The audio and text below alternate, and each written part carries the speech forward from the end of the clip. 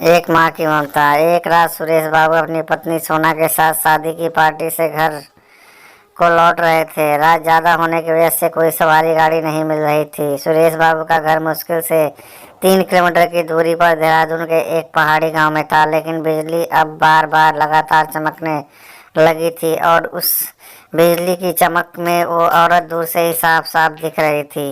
वो औरत उन्हें रुकने का इशारा कर रही थी। उसे देखकर सुरेश बाबू की पत्नी की तो मानो हालत ही खराब हो रही थी, लेकिन सुरेश बाबू को अब लगने लगा था कि ये औरत शायद कोई मुसीबत में है। एक मुसीबत यह भी थी कि महीना सावन का था और उस पर से जोरों की बारिश भी हो रही थी और उन्हें अपने घर भी पहुंचना जरूरी था। अंततः उन दोनों पति पत्नी ने पैदल ही घर जाने का निश्चय किया।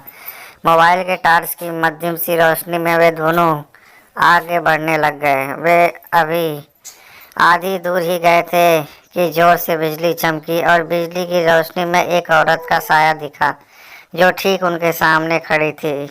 इस सुनसान सी सड़क पर रात के समय अंधेरे में अकेली औरत को देखकर उन्हें डर लग रहा था और मन में तरह तरह के विचार आने लगे थे कि कहीं ये कोई खैर जो भी हो देखा जाएगा। ऐसा सोचते हुए उन दोनों ने अपने कदम आगे बढ़ा दिए, लेकिन बिजली अब बार बार लगातार चमकने लगी थी और उस बिजली की चमक में वो औरत दूर से ही साफ साफ दिख रही थी। वो औरत उन्हें रुकने का इशारा कर रही थी। उन्हें देखकर सुरेश बाबू की पत्नी की तो हालत खराब हो रही थी, लेकिन सुरेश बाबू को अब लगने लगा कि ये औरत शायद कोई मुसीबत में है।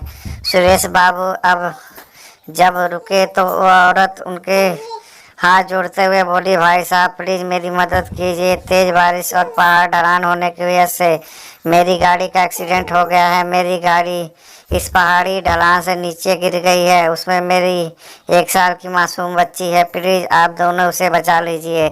इतना कहते ही वो औरत आगे आगे चलने लगी और ना चाहते हुए भी सुरेश बाबू अपनी पत्नी के साथ उस अजनबी औरत के पीछे पीछे चलने लगे। लेकिन एक अनजान भय ने उन दोनों का दिल जोर जोर से धड़क भी रहा था। जैसे ही वे दोनों पहाड़ी से नीचे उन गाड़ी के पास गए तो उन्होंने देखा कि गाड़ी में एक प्यारी सी मासूम बच्ची रो रही है।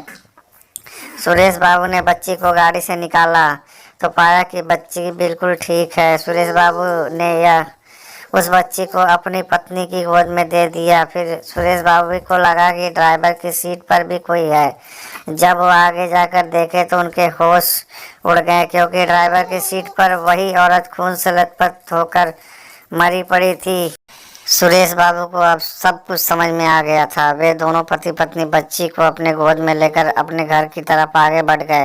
रास्ते में उनकी पत्नी ने उनसे पूछा वो औरत कौन थी, फिर वो औरत दिखाई क्यों नहीं दी, कहीं वो कोई। सुरेश बाबू बोले, वो एक माँ थी, मान कर भी अपने बच्चे के लिए तड़पती है जो वही एक माँ थी।